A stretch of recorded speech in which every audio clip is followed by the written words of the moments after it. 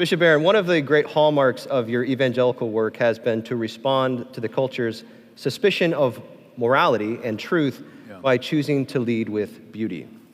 While this approach has been fruitful, there are still many who insist that beauty is not only subjective, but the most subjective of the three transcendentals, the good, the true, and the beautiful.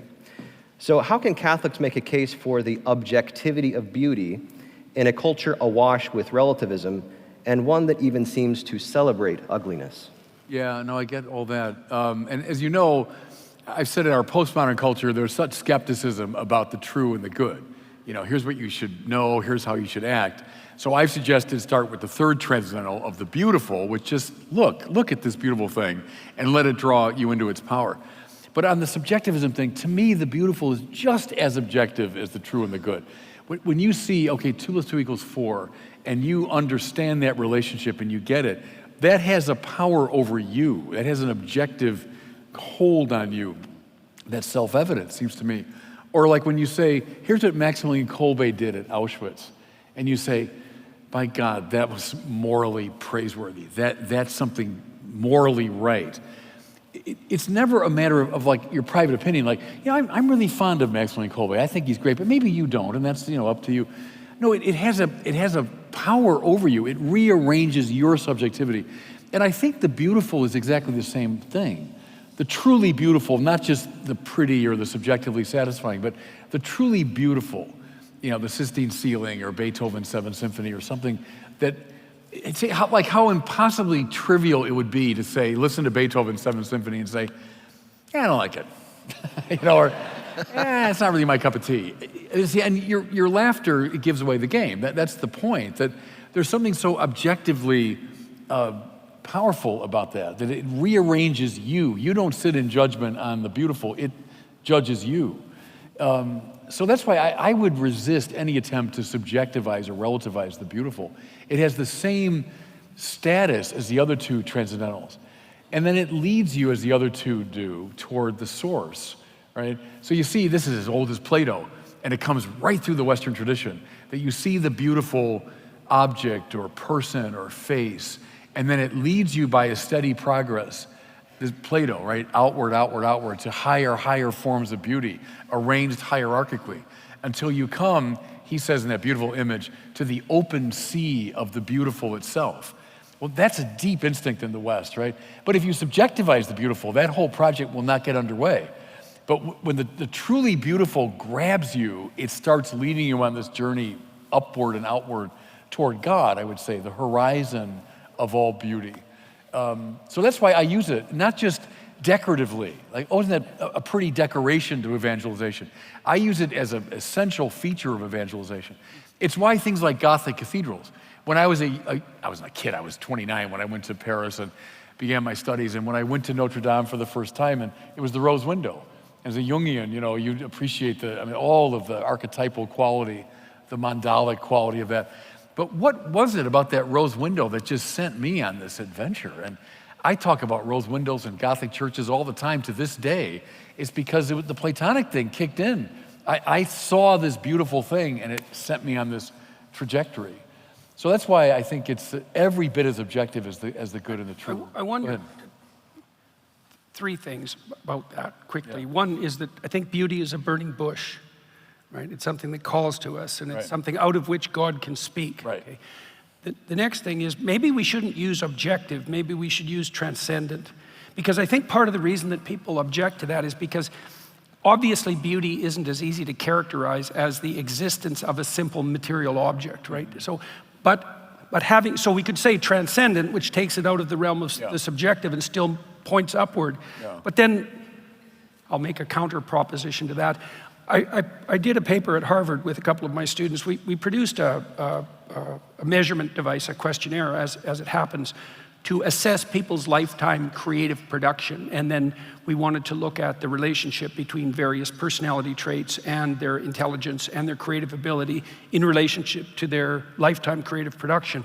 And in one of the steps, we had people make a collage out of a collage kit, and then we had artists rate the collage for its aesthetic quality. Yeah. And see, if you do that, so imagine you have multiple people rating the same production for beauty.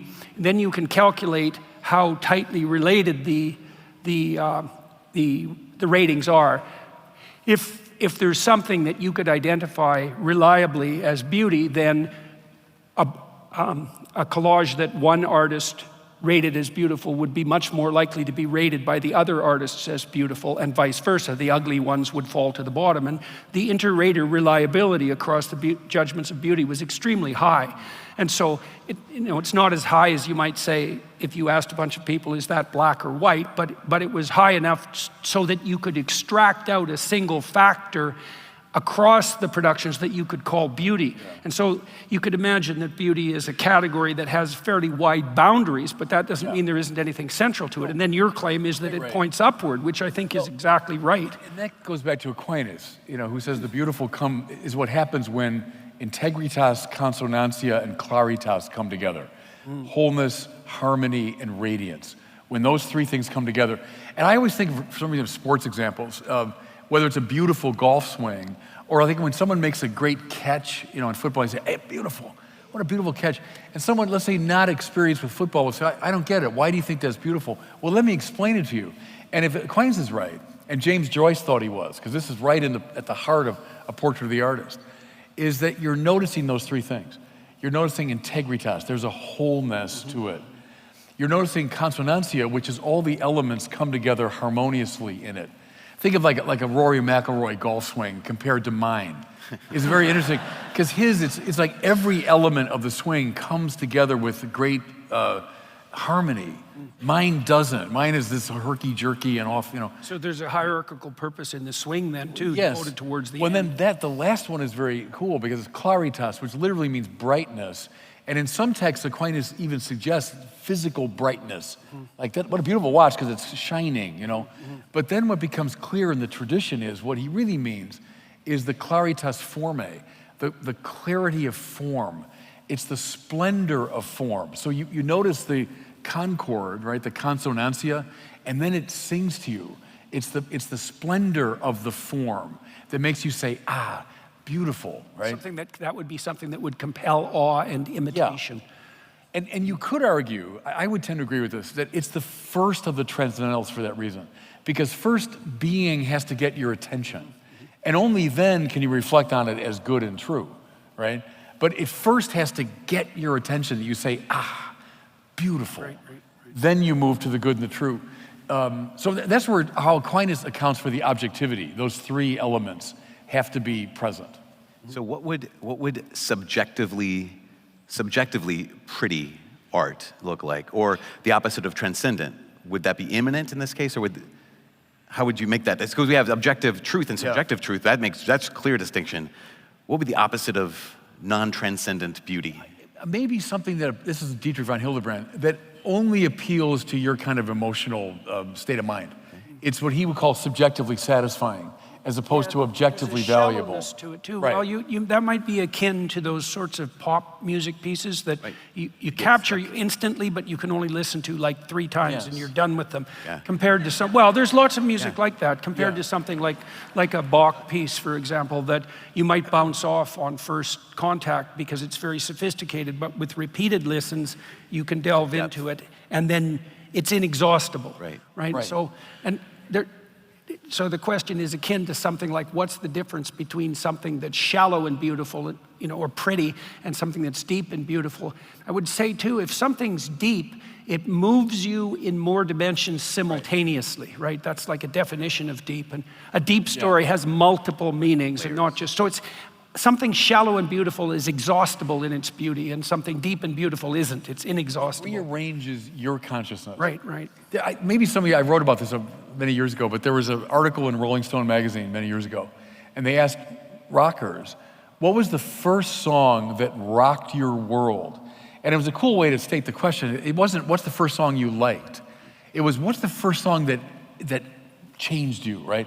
And I knew right away what my answer was. Mine is Bob Dylan's Like a Rolling Stone, which I heard when I was 18 for the first time probably. And that's a song that continues to rearrange me. The first song I liked was Sugar Sugar by the Archies. Right. And I remember it vividly. I love it. I was like 8 years old and sugar, da, da, da, da. Yeah. it didn't rearrange my consciousness, you know? I mean, so that might be the distinction. Yeah, so deep stories, like one of the things that's true of the biblical stories is because they're hyperlinked with other stories in the biblical corpus. So almost all their plot lines and characterizations reflect many other plot lines and characterizations. And so you can delve into them and never stop. And part of the consequence of that is that if you have an apprehension of one of the stories and you can see how it echoes with all the other things that it includes, it does have that deep rearranging effect, right? So one of the things that deep literature does is it brings you into harmony with the spirit of the literature, right? And that's akin to that idea that Christ was brought into harmony with the spirit of the law and the prophets, and partly as a consequence of being educated in the tradition. I mean, that wasn't all of it, obviously, but. And the point you're making is missed by a lot of biblical people today because the historical critical method came so to dominate the way we Catholics read the Bible that we missed that along with lots of other things. But you look, for example, at 1 and 2 Samuel, which I think is one of the masterpieces of the Old Testament. Whoever wrote it, we don't know who wrote it, but whoever it was, boy, did he have access to the other texts, because there's all kinds of the hyperlink stuff all through it.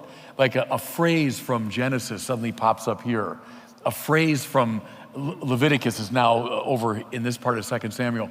So they were well aware of that. And so the book is woven together in the same way that you described something beautiful, and all the parts serve the whole. That's right. And your brain is linked like that too. So this is actually the case that in many ways the structure of the Bible is reflective of the structure of the brain, even at a neurophysiological level. And that makes a certain amount of sense because the Bible was transmitted orally and had to arrange itself in a way that would be remembered. So you would expect a certain concordance, but the brain is arranged so that not every neuron is in contact with every other neuron, because that would just be, that would be a total.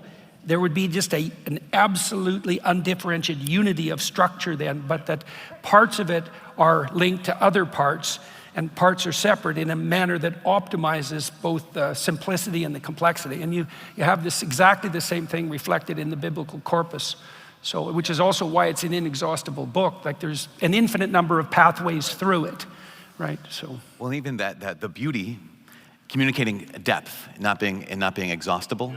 I remember the first time I read A Brave New World, Aldous Huxley, and it was remarkable because I was also in a Shakespeare play at the time. I was in college and taking a Shakespeare class. And in the story, there's a man. He's been separated from the dystopia, and he's out in the wilderness. He's the savage, and at one point he's experiencing life. He's experiencing all these emotions. He's experiencing suffering. He's experiencing his love for his mother. All these he's experiencing injustice, but he doesn't have a language for it. And then he comes upon the works of Shakespeare. And it's just like he even says in the book, it says that he finally had a language for the hatred he had for this kind of stepfather figure. He finally had a language for the injustice that he was going through. And it was like, because Shakespeare had that.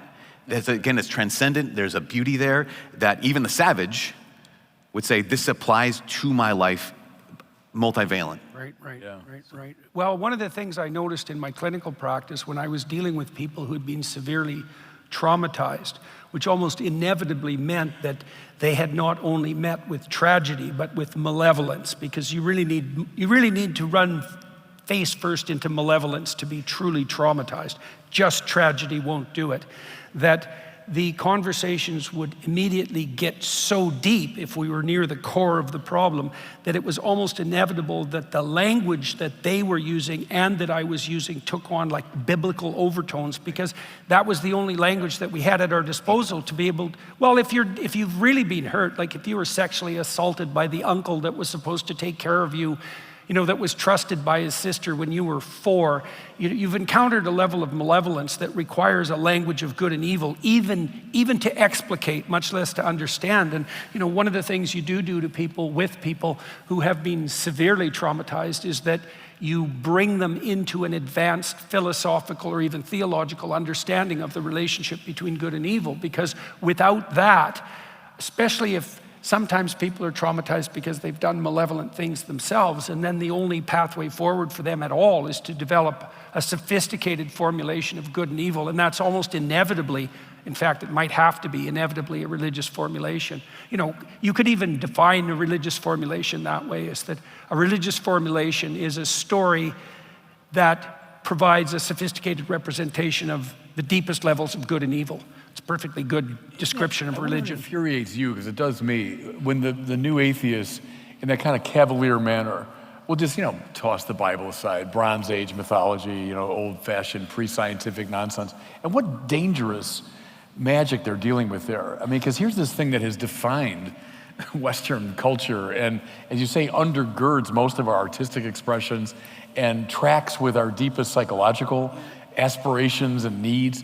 What a tragedy when the Bible is trashed that way, Yeah, well, it's a strange combination of utter oversimplified misinterpretation, right? Yeah. To read the Bible as what would you say, an archaic scientific theory, because it wasn't, partly because there weren't scientific theories 2,000 years ago. We could start with that. But then, well, seriously, and then to insist upon the most simplistic possible, depthless misreading of the stories, but then to throw the baby out of the bathwater on the moral side is, it's surprising. It's surprising. Sam Harris, for example, Sam partly insists upon his scientism, let's say, because Sam maybe somewhat uniquely among the new atheists, really did wrestle with the problem with evil. And part of the reason that he wanted to ground a morality in the objective truth was because he wanted to develop a morality that was sufficiently robust that evil could be properly categorized and then pushed back against. And I think the problem with Harris's approach is the kind of objectivity that he is attempting to base science on cannot be reconciled with morality itself. He's got his philosophical categories mixed up badly, and his project has to fail, and I think it has.